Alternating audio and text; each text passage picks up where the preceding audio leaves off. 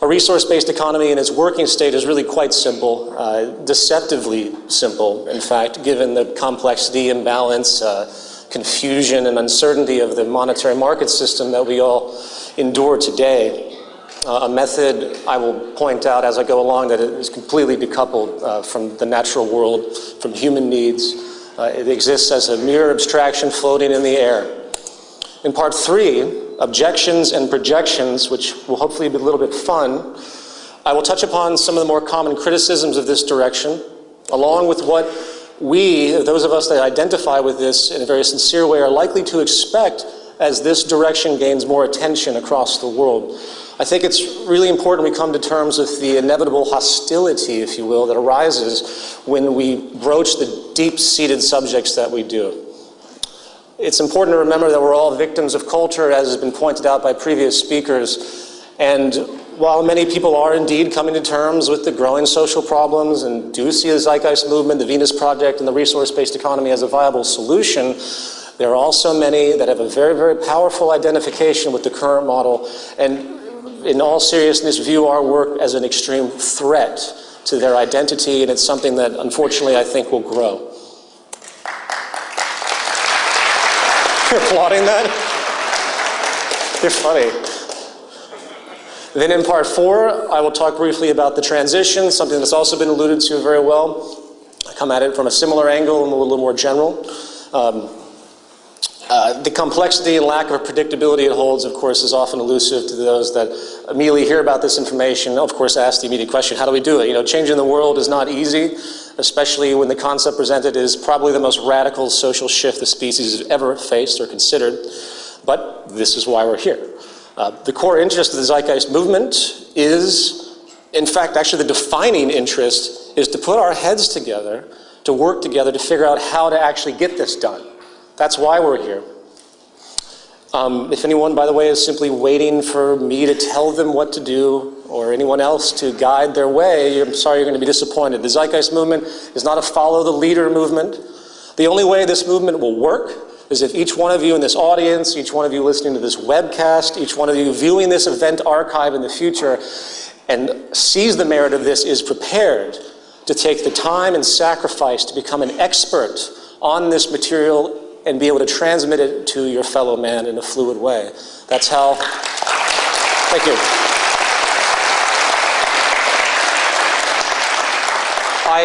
I've ended 2 of my previous films with the revolution is now, and I want to clarify that the revolution is a revolution of thought.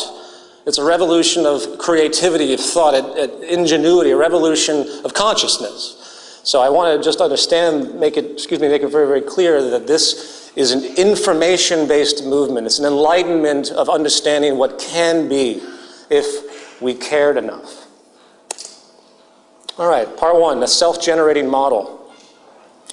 A wise man once said, the most profound understandings tend to be the most obvious yet overlooked. I want everyone to keep that in mind as I run down the following section, for as elementary as what I'm about to point out may seem, these issues are far from being given the relevance they actually deserve. You know, that of course mentality. Oh yeah, of course. Those who say that tend to not understand what you're saying. Natural law. A natural law is a property of what we call nature, or in effect the whole of the physical phenomenon around us to which we are symbiotically connected. Classic example is the law of gravity, of course. Doesn't matter how much faith I have to believe I can jump up right now and dance on the ceiling. The law of gravity simply won't allow it. And since the effects of gravity are also measurable and predictable, becoming a tool, this knowledge becomes the basis of inference, which we use to make more accurate decisions. Law was discovered, all sorts of possibilities began to emerge, and the world became a little bit more intelligent about what was possible and what wasn't when it comes to the phenomenon related to it.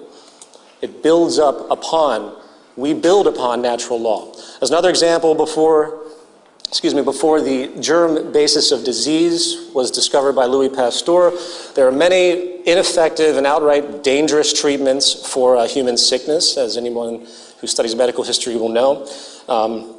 In fact, we, of course, would look back at these strange and suspicious, often superstitious, in fact, methods, and wonder, how could we possibly been so misinformed? Yet, we seldom recognize this trend as a universal and how it applies to us today. Most rarely consider that many of our current modern practices might be in the same boat, to be looked back upon by future human societies, which will wonder, what the hell were they thinking? Didn't they see the natural law referent for that issue? Etc. The point here is that the evolution of scientific discoveries which always originate from feedback from the natural world, constantly refine our understandings, if, of course, we're open to receive it, which is a conversation in and of itself. It creates dependable, testable reference that we can use to assist in our reasoning about a problem's solution or even invention.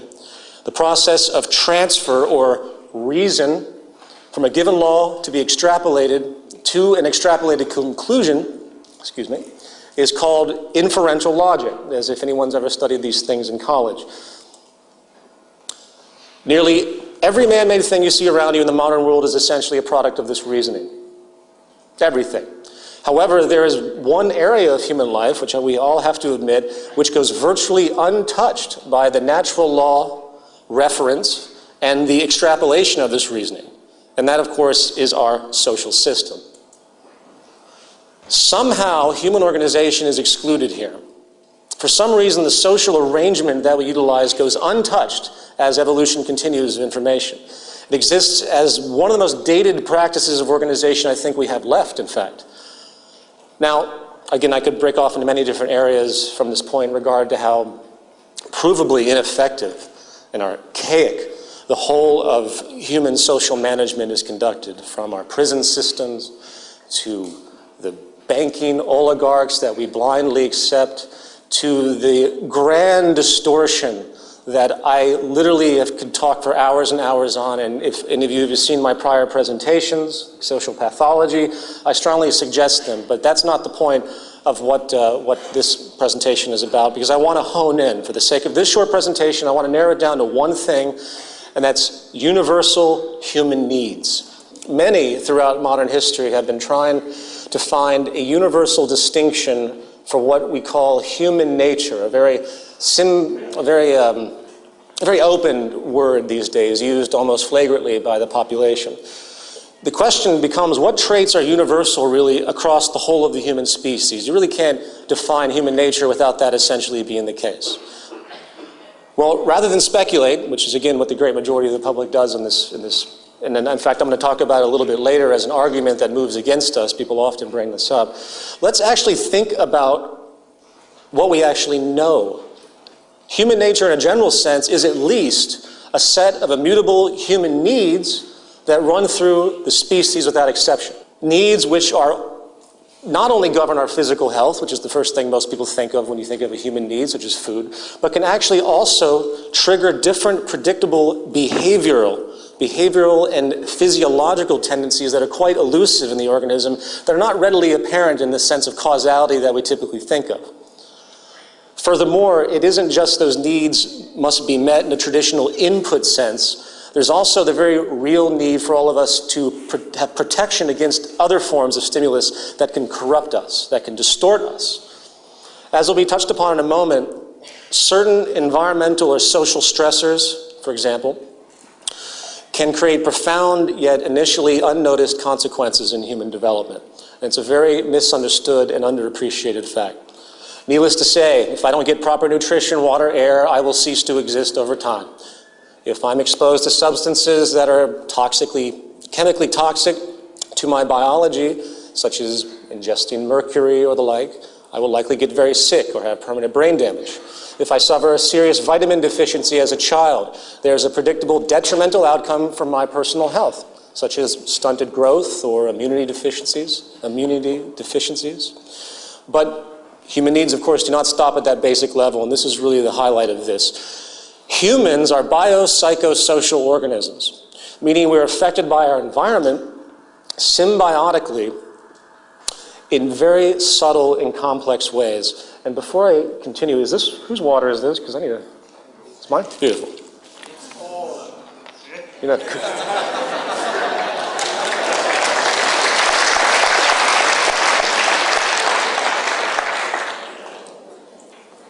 For instance, if a mother in the late stages of pregnancy suffers extreme emotional stress, flooding her system with cortisol, a stress hormone, the nervous system of that child could be predictably compromised in a negative way for the rest of his or her life. For the fetus is in a stage of learning about what the world actually is. It's a natural evolutionary adaptability of the growing organism, and it's extremely important at the earliest stages, including in utero. This goes for infancy and early childhood as well, a critical developmental period where the organism is literally being programmed, adapted to the possible nature of the world they exist in. An impression, by the way, which has been found to carry, again, for the entire life of that person in certain ways. If that critical period is met with severe negative stress, suffering, pain, abuse, that child's development, as we all know intuitively, could develop into predictable tendencies of behavior from what science has been able to teach us, propensities such as addictions and violence in later life.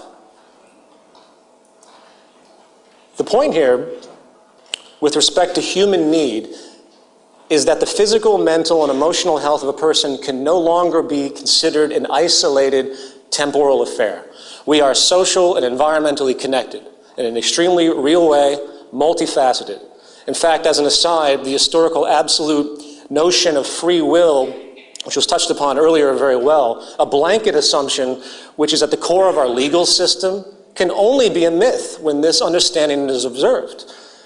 And while, of course, genetics has its obvious place, which I will touch upon a little bit later, there is little denying now that the variation that we see in human health, disease, and in fact human behavior appears to be significantly the result of our social and environmental conditioning, highlights through human needs being met or not being met.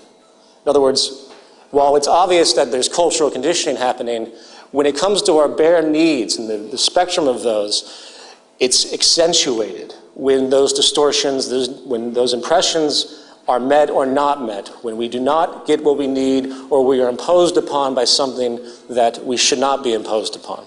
And the life cycle itself, the pre-programming, pre-learning we have as an organism, has throughout the cycle different responses to those needs. And naturally, the younger you are, the more the effect will pertain and continue for the rest of your life, the more severe the effect.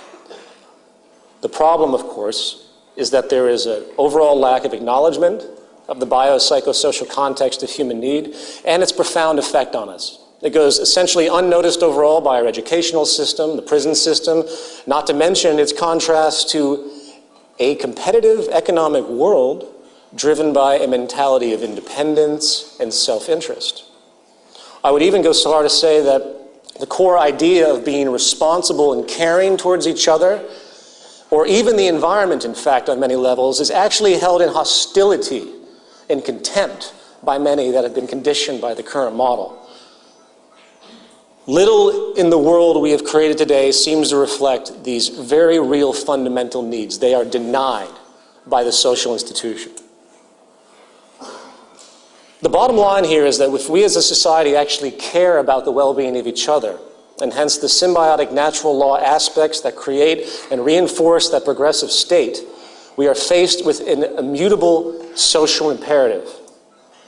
Across the entire spectrum of what we consider public health today, we now see long-term increases overall in cancer, personality disorders, poverty, obviously, familial deprivation, crime, depression, suicides, addiction, violence, self-harm, kids mutilating themselves, obesity, and many other medical, psychological, and anti-social signposts of an out-of-balance society. Something clearly is very, very wrong. So returning to my basic point, the core referent of any social system is the human being and its evolutionarily defined, immutable, pre-learned need requirements to develop properly, survive, and maintain good health, and prosper. To meet those needs, it becomes a given to have proper management of the Earth's resources and intelligent societal organization to make sure that the biopsychosocial elements, the interconnectivity, is also designed to support us in all the complexity that pertains to it. Anything less, frankly, is really negligence. In the words of Jacques Fresco, you can't just build a society without having access to the necessities of life. So when I use the term comprehensive systems approach, I'm talking about doing an inventory of the area first and determining what that area can supply. Not just an architectural approach, not just a design approach, but the design must be based upon all the requirements to enhance human life. And that's what I mean by an integrated way of thinking. Food, clothing, shelter, warmth, love, all those things are necessary. If you deprive people of any of them, you have a lesser human being, less capable of functioning.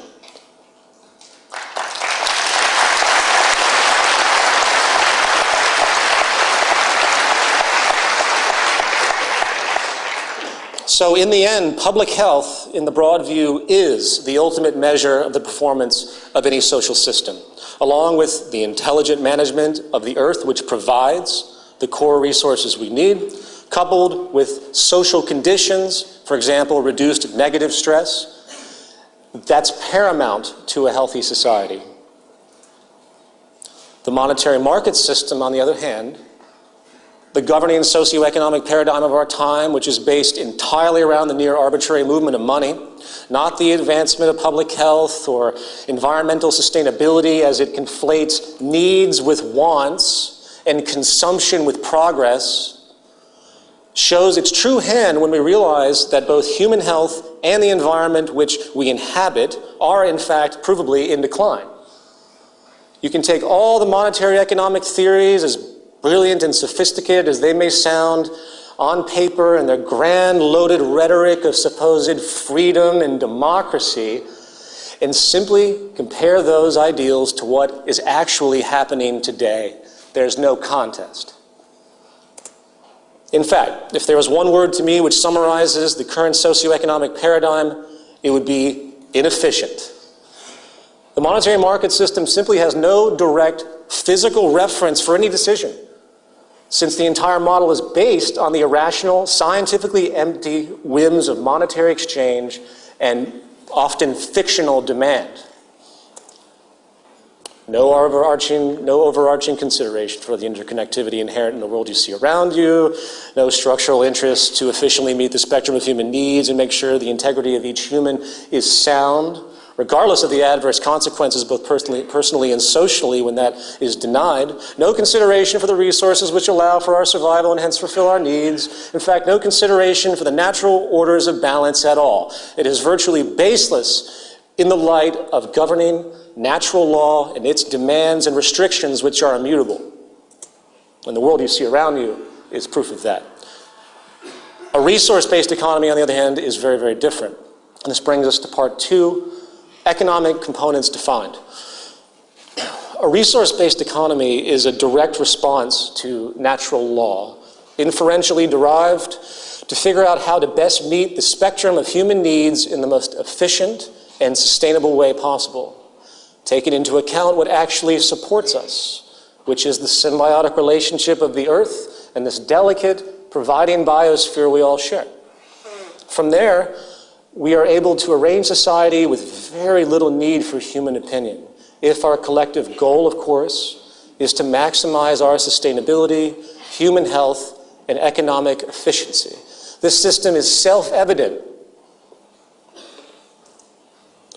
The goal of a resource-based economy, of course, is to achieve peak ecological sustainability and operational efficiency while meeting the spectrum of essential needs of literally every human being on Earth without exception, adapting itself to new scientific understandings in human and environmental discoveries as they arise, and applying it immediately without any interference whatsoever once the scientific validity of those interests are proven.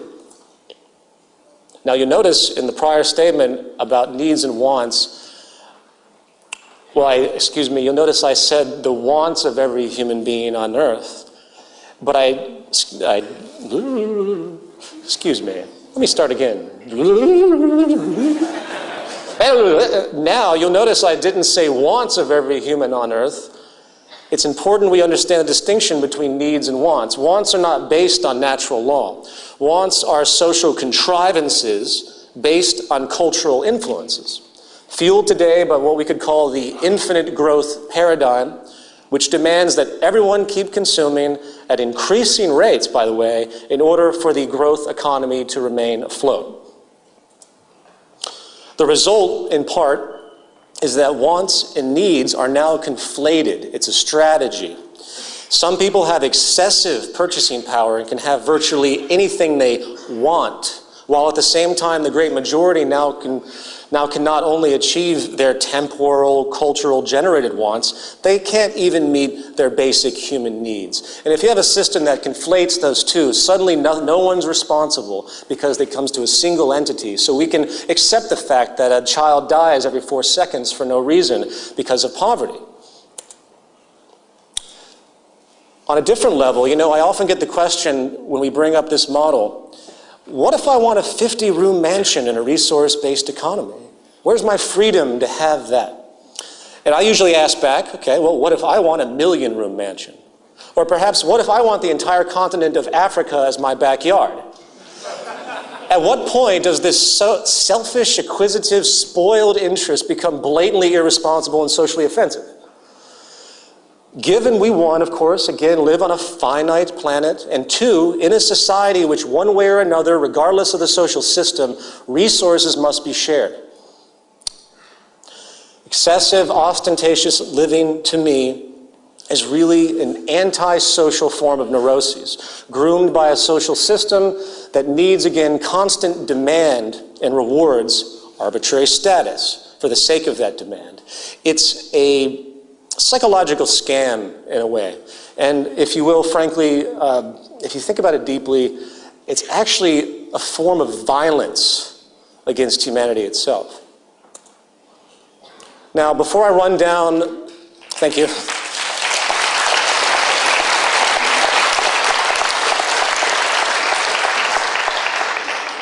Before I run down the dominant economic considerations underlying the mechanics of a resource-based economy, I want to conclude the subject on needs and wants by pointing out the brilliance of Jacques Fresco's work with the Venus Project and his focus on advanced understandings and methods. The modern reality is that as long as we as a society understand the limits of the finite world we inhabit and respect each other as equals in the basic fundamental sense that we all have the right to live, we can not only meet the basic needs of every human on earth as I described, but given the incredible state of advanced technology today, its rate of change, we can easily enter into the realm of meeting the wants of the human population to a degree likely unimaginable for 99% of the world today. We can create a vast material abundance if we simply updated and organized ourselves efficiently using modern understandings. Now, coming back to the model, I want to specifically isolate 3 aspects. Aspects, again, which are critical to responsible decision-making for the sustainable fulfillment of human necessity. Resource accounting, dynamic equilibrium, and strategic design. Resource accounting. We live, again, in a virtually closed planetary biosphere with a set of mostly finite resources at our disposal. Given this reality, the logic becomes quite clear as to our responsibility if we wish to allow our habitat to sustain itself for future generations. We must organize an account. It's a no-brainer. Proper economic resource allocation really cannot be made unless we have a clear understanding of what we have and where it is. Again, it's no mystery, yet bizarrely, it's not done at all today in any kind of concentrated way. But accounting is only the first step of this responsible earth and social management I'm describing. We also need to track the rates of change, of course, and regeneration, if applicable. Again, it seems like a no-brainer, doesn't it? It seems so obvious. Well, why aren't we doing it? Here we have what could be called dynamic equilibrium. Classic example of this issue today is deforestation.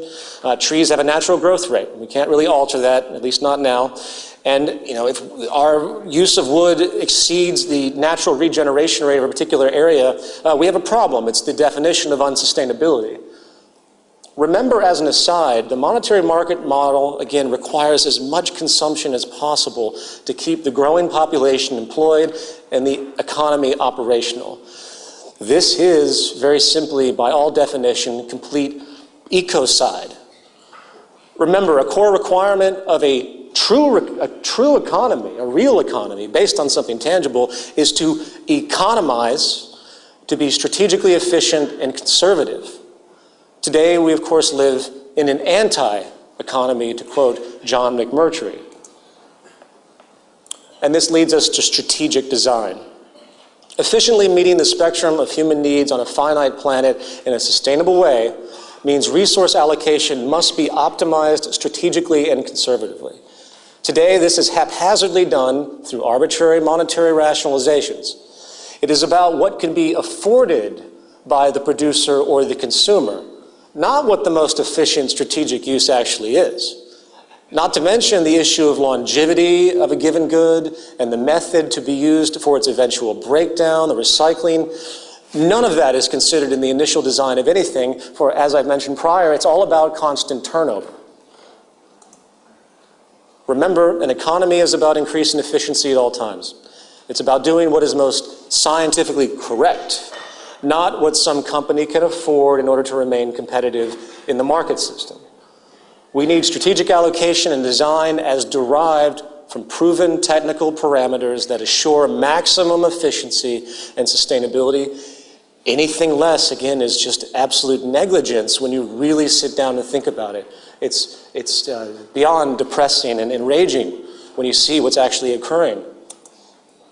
So, resource accounting, dynamic equilibrium, strategic design. This sets the basic underlay of the resource-based economy model. These core components are the basic orienters, if you will, which take into account the natural law I just described from the standpoint of Earth and human systems, which are the two component attributes in the broadest scheme that essentially in consideration here. There's more, obviously, there's the environment and everything else, but we are here to sustain ourselves. And naturally, of course, symbiotically related, we have to sustain the planet and the entire ecosystem simultaneously, including the bees that pollinate, health of the oceans, and everything else. So sometimes I've had an argument come against me, say, well, this is too human-centric, which I thought was extremely interesting, because people have so much sympathy for animals and everything else, as which they should.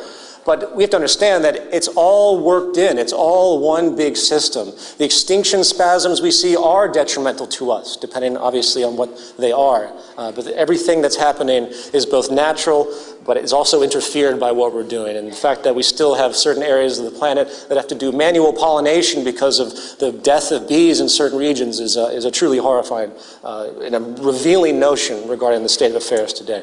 So, let's continue the inference now. Building upon these 3 points, we can then arrive at the following specific points. And I am going to be making a little bit of a jump here because of the time restrictions of this presentation.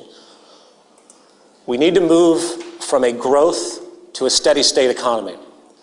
Dynamic equilibrium cannot be maintained in a growth economy, for constant growth is impossible on a finite planet. 2, we need a collaborative system, not a competitive one. Strategic design, as I just discussed, cannot be fulfilled when cost efficiency is in play. The competitive system is wholly irresponsible and inefficient. I'm not even talking about a moral issue here. It's intrinsically antisocial and corrupt, I will admit that, but it actually doesn't even work.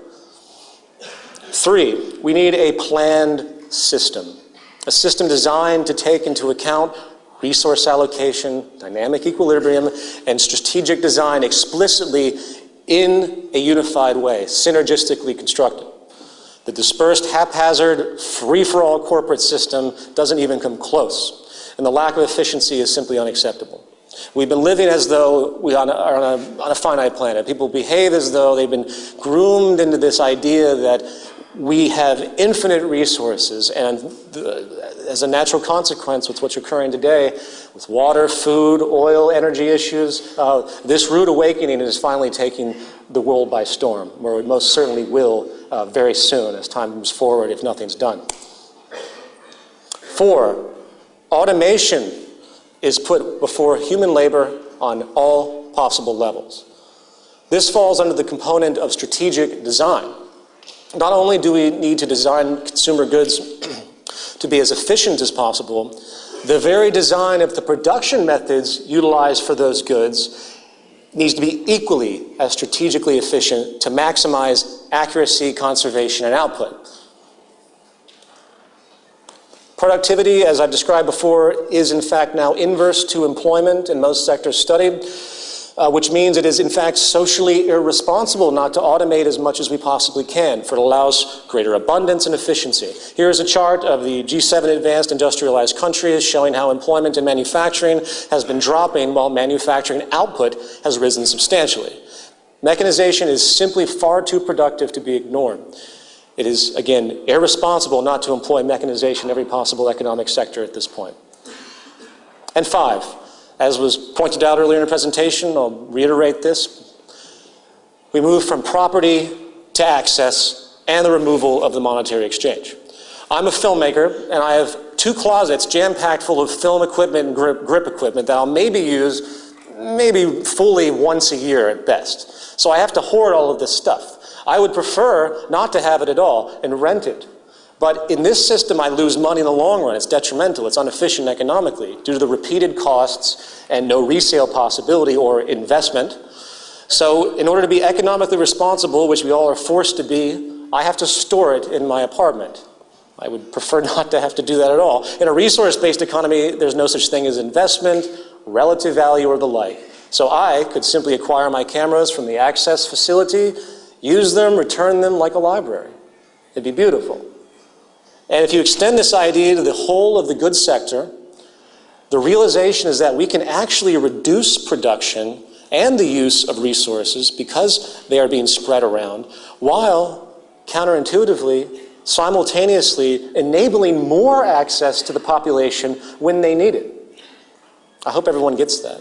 Strategic access is incredible because it's enabling more people to have more access with less resources consumed. Now, I know it's very difficult to think about, in how a propertyless society would work from a protectionist standpoint, given the world we live in today. No one's going to steal your car if they know they can't resell it or if they can gain access to it themselves. People often forget why so-called criminal behavior occurs. There's reasons, and those reasons can be resolved. The system itself that we want to create here is simply designed to meet those needs. That's what an economy is. That's what it does. Money is no longer needed in a world that has an access abundance. And of course, a population that actually understands what it means to live on a society where humans have to share the resources and it's a finite planet, to reiterate that point. Is it perfect?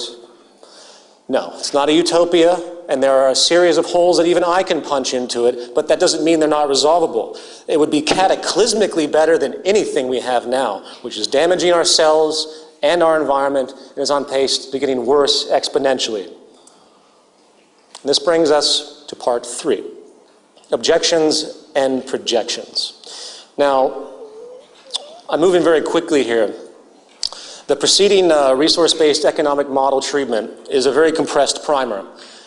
Joe did a wonderful job of a more extensive treatment of this, which is similar to other lectures that have been given, and of course our orientation guide. So I want everyone I'm really happy that that thorough explanation was given, because this, if you weren't familiar with this would be very, very truncated, which it very much is. And I really encourage everyone to follow up if you have questions with all the resources that we have at thezeitgeistmovement.com. One thing I do recommend as a counterpart to the human necessity angle, the build-up inferential logical approach that I just denoted, is a section called Project Earth I did in a lecture called Where Are We Going? While there's also, of course, a truncated version of that in the film Zeitgeist Moving Forward. So please know that there's much more to it than this, but I hope the reasoning of what I've just described is coming through. My goal here in that description was to approach it from the angle of human need, which is something, unfortunately, we don't think about. Not just the human need aspect, but also the systems Earth approach and the relationship between the two and what we have to do to find balance, maximum efficiency and balance to enable as much prosperity as possible. That's the equation. That's the calculation.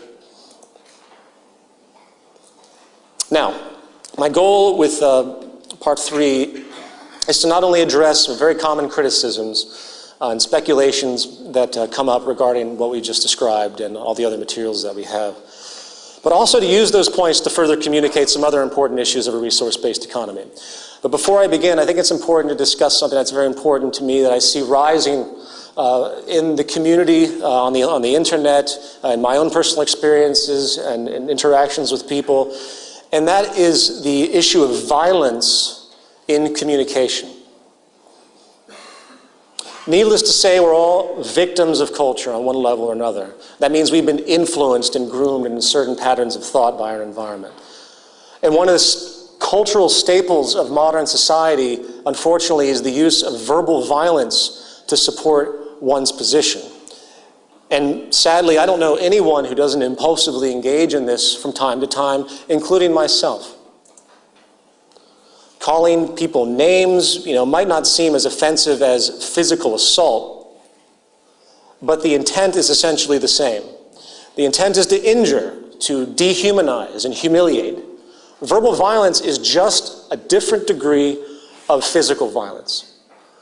In fact, I'm a firm believer and have done a tremendous amount of study on the work of Martin Luther King and Gandhi and all of the initiators of the nonviolent communication movement. The goal of nonviolent communication is to try and leave the door open for others to enter, if they choose to do so, to unconditionally invite them to accept you regardless of how much they actually hate you and wish to injure you on whatever level. Easier said than done, but it really is the only effective method. I state this because the nature of our work in the Zeitgeist movement has become a magnet and will continue to become a magnet for various levels of assault. Think about it. All of us that are identified with this, we're here telling the world that what they're doing is wrong at the basic level of operation understanding. We're here initiating a global change that exceeds anything attempted in human history, as far as I know. A radical shift away from everything the majority of people on this planet have come to identify with. So hostility is not only expected, it's inevitable. And it's very important that we all be prepared for this intellectually and emotionally and have great patience and understanding and know how to behave accurately, if you will. Thank you.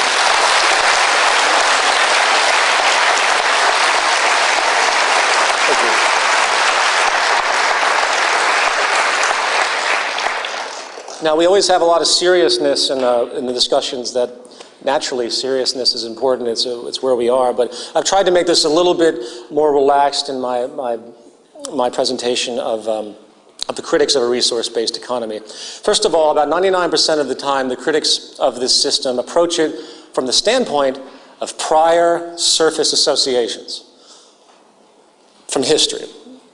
In fact, the greatest phrase I've ever heard as of yet was someone who referred to it as Marxism with robots.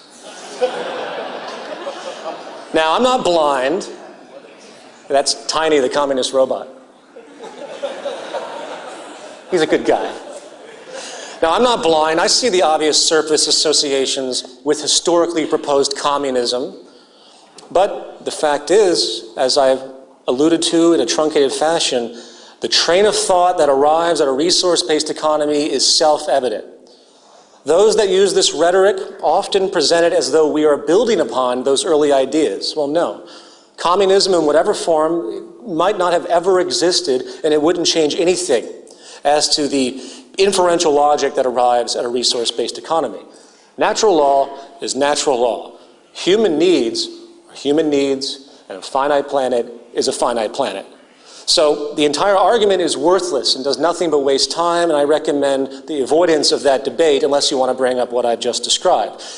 If you pay close attention, by the way, the same people that tend to impose their communist, socialist, Marxist label upon us are also the ones that rarely ever address the core foundational reasoning of the model that we're talking about. They never talk about it. And they also never talk about the failing social structure. They ignore all of it and just look at the surface appearance, the cover of the book that they recognize, the projection that they've manifest because of their conditioning. Next, we have a unique one, but has become much more prominent, and I hear it more than I care to admit, and that is the feared re-education.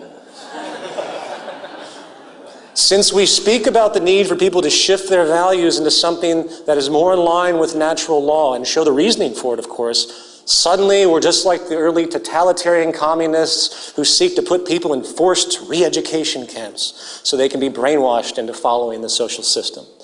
Well, actually, anytime any known idea is overturned by new information, such as when Galileo informed the Catholic Church that the Earth was in fact not the center of the universe or solar system, re-education had commenced. In fact, the entire whole of the evolution of knowledge is the constant process of, yes, re-education, updating current beliefs. I mean, this is self-evident, but I like to make this very, very, very, very clear because I'm, well, frankly, tired of hearing it. Again, this is an associative attack ultimately in the end, just like the communist one. It's people that are really trying to pull an emotional reaction out of others to stop their critical thought, to really investigate what we're talking about. So communism, oh, they support re-education. This is a growing phenomenon, both in sort of a subculture and into pseudo-mainstream attacks that I've seen on myself, the Freeness Project, and the movement. Then we have the moody outburst, what if I don't want to live in your society? Well, then don't.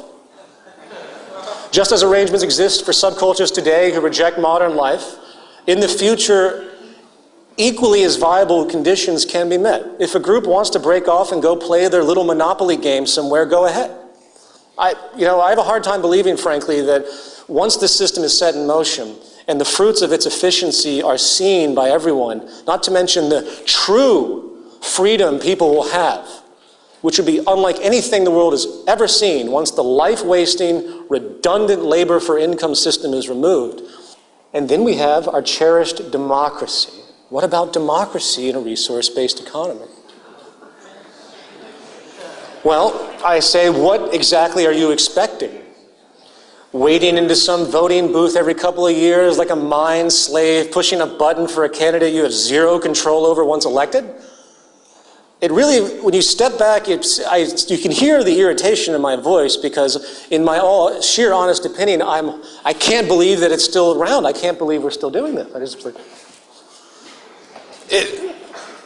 The real election of relevance is not the election of people. That is a dated, bizarre notion that we think it's a give-in. It's a give-in to really a power system. We're enabling a power system of control. Giving, we're literally, as this cartoon depicts, the freedom to elect our dictators. Because we have no control over anything they do once they're elected, and then a couple of years go by, oh, maybe we can remove them. Real election of relevance is not the election of people, it's the election of ideas. It's creating an actual system of interaction where new ideas can be submitted by everyone, and they are technically evaluated for their relevance and possibility. Please see the orientation guide that we have at thezeitgeistmovement.com for the proposed central database program, an extrapolation of modern AI understandings. It sounds fanciful, it sounds like science fiction, but these realities are coming to fruition very, very quickly. And decision-making processes, the digestion of information, even through our crude language, is becoming viable through automated systems. And it would mediate our human interaction and evaluate proposals objectively, as opposed to a political party with lobbyist influences that might see your idea as viable in a scientific sense, but because of their influence, they will override it, which happens on a daily basis. I probably shouldn't have to even explain that. Okay, and then we have collectivism doesn't work. And this is a very common one. Collectivism just doesn't work. If the core basis of collectivism, at its foundational definition, what is it really? It's simply a group of people working together for their common good as a whole. If this wasn't working, we wouldn't have business, we wouldn't have a military, we wouldn't have sports teams, we wouldn't have people working in any group effort whatsoever. As far as using the model of a collective as the basis of a social system, which is of course a very large extreme of such an idea, and by the way, which has never really been seriously tried. People throw out the collectivist notion as though historically, in the early communist states, that these were true collectivist societies. No, they were not. They were always dictatorships by design, autocratic, which is not collective. A real collective is simply society working together as a team, like a family, in fact. Imagine that. And the last one for this section, my favorite, it's against human nature. We are simply unable to work together on a large scale because of our evolutionarily embedded self-interest. No hope, we're stuck, everyone go home. To this day, I'm amazed at how many people I run into with no education on the matter whatsoever, not opening one book, that throw out the human nature argument as the immutable force that will never allow any type of community, anything really, to come to fruition. Especially, of course, a resource-based economy. Just recently, I read an article that was produced essentially by the John Birch Society, which is a right-wing anti-communist group. At the very last paragraph of this bashing of Zeitgeist and the Venus Project, they're like, well, Jacques Fresco, he can have his little fantasy, it's nice and cute, but unfortunately human nature won't allow it. And I can assure you that the guy has never done anything to research what that actually means. It's the last bastion of those who have nothing else to say in defense to support their indoctrination.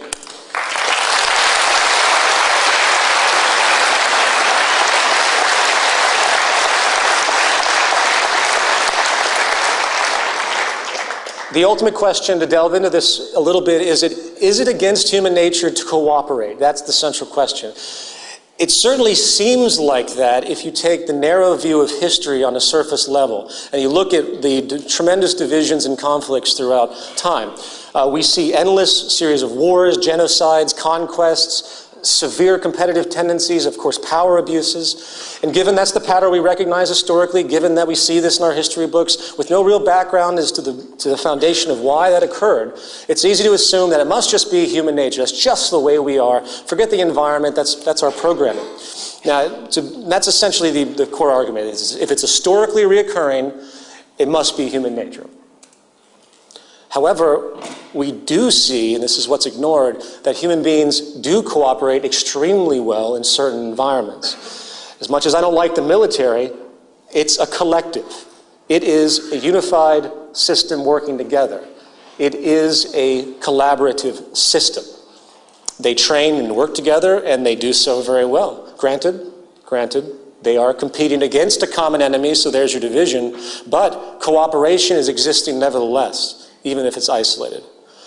I had a conversation with a behavioral biologist at Stanford University, and he made a very unique point to me regarding the subject of self-interest and the us against them pattern that exists, as he's seen it, through almost all primate species, including ourselves, of course. It appears that if the human species is very, very different in its us against them issue, while it's concurrent, while it exists, obviously the pattern exists, the malleability of who the them is and who the us is almost as arbitrary as anything else. On a dime, we can turn the other cheek and find a new enemy. So, who is to say that that enemy has to be another person or group? The conditions might simply be dictating that due to the scarcity of the environment, perhaps, which is, of course, probably the reality. What if the human species came together to move against other enemies, perhaps true threats to the survival of the species as a whole, which, of course, as we've seen in Japan, are natural disasters and diseases? Why can't that be the them of the human species and we be the us?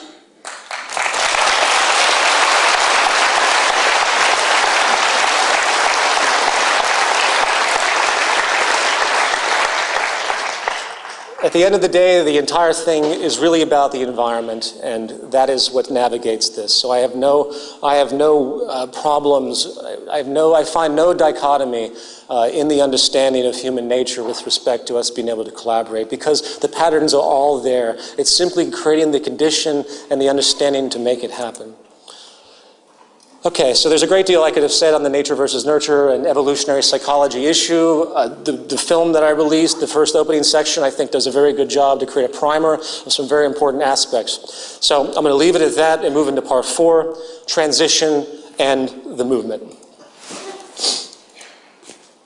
The transition itself from our current system into a resource-based economy is, of course, a complex thing to consider with variables beyond our current foresight, as been alluded to by previous presenters. The central issue is awareness, of course. If the public's consciousness can be expanded to understand and accept the incredible potential the future can hold, where poverty, war, 95% of all crime, mundane, repetitive, meaningless jobs would be eliminated, then I feel, obviously, they would be more likely to adjust their values and expectations and associations accordingly. This data is coming on the heels now of a global economic, ecological, and dare I say, spiritual or confidence collapse across the world. And the underlying mechanism of these problems, driven by the monetary market system's very mechanics and values, are generated to support it, show no signs of stopping. And I think we're going to see, as I mentioned earlier, an acceleration of these issues as time moves forward. I'm not going to expand on the different levels of social failure as I see it, because it isn't the scope of this program. In a lecture I called Social Pathology, which was done in Z-Day in 2009. I do a huge expansion of this, so if you want to understand the pending collapse, which deals with technological unemployment, peak oil resource depletion, water and food shortages that are pending because of failures of efficiency, systemic global sovereign debt default and hyperinflation, along with the result, in fact, of massive civil unrest as confidence continues to fail, people become more alienated, poverty increases, and income disparity increases as the wealthy work to protect themselves and grab as much as they can, because that is their reaction to these types of things. The worse it becomes, the worse it's going to get. I hate to say it that way, but that is the natural unfolding as has been happening. So we're faced with a massive uncertainty, and there is no transition plan, that I could explain to you that would hold up over time. What we do know is that we need to get programs going which will continue to get this information out there and spread the word and basically fuel the movement. One program I hope to get going, in fact, is a global redesign team. I've been briefly in conversation with the Venus Project about this, and it's also affiliated with a prior online concept called From Earth to Venus, which is going to be, as I'll explain, essentially we want to objectively consider how each area of the planet would be properly redesigned for maximum sustainability. So if there's engineers in the movement, if there's city planners, it's time to come together in a virtual sense, understanding whatever we can to start to reconstruct this and show the world what can be done. And then have an annual presentation, very much like Z-Day, but of a more focused element, more focused context, where the work would be presented to the world to say, hey, we just designed the entire North American system. Look how efficient that is. And hopefully, leaders, governments, people in business will come to terms with the need for this type of understanding, and it will take hold. And in a transitional sense, that might be a good starting point, where they come to these conferences and they learn big presentations about how to literally redesign the society to benefit us in the most sustainable way possible. We have this thing called the G20, Well, we need the Z20, or the Z200, in fact.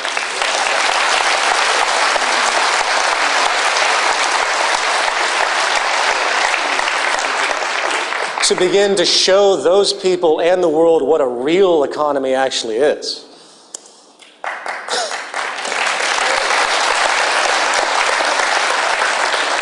Now, our current goal, of course, in this phase is critical mass, unifying the world to understand what actually constitutes our survival and prosperity, as we've discussed.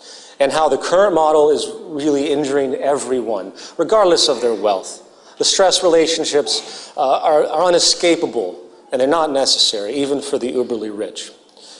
As of now, we have over 1,000 chapters in 70 countries over the span of essentially 2 years. We have proven as a movement, in almost an unprecedented sense, with very little financial support, that we are able to organize and mobilize across borders, languages, even religions. And this third annual Zeitgeist Day event, with hundreds of events across the world, show the power of influence, the possibility, the power of our cooperation. So, third Zeitgeist Day, hundreds of events across the world. We show amazing power of collaboration, amazing group effort, something that really is unprecedented. We have the ability to harness a global movement, something that I think many people have strived for but have never been able to do, and we've done it in a very short period of time. And we are, in fact, in a transitional phase now, unifying the world into an understanding that our very survival is contingent upon bridging the differences between cultures. There's nowhere to hide anymore. There's no place for the type of division that exists. It's literally unsustainable. Finding the empirical common ground that we all share through our fundamental needs is really that bridge. And if we can come to terms with that, obviously, and get the world to come together, we might actually have something we can call a civilization, to be perfectly frank. And in conclusion, I'm going to end with one of my favorite quotes of all time. The old appeals to racial, sexual, and religious chauvinism, to rabid nationalist fervor, are beginning not to work. A new consciousness is being developed which sees the earth as a single organism and recognizes that an organism at war with itself is doomed. We're one planet. Thank you.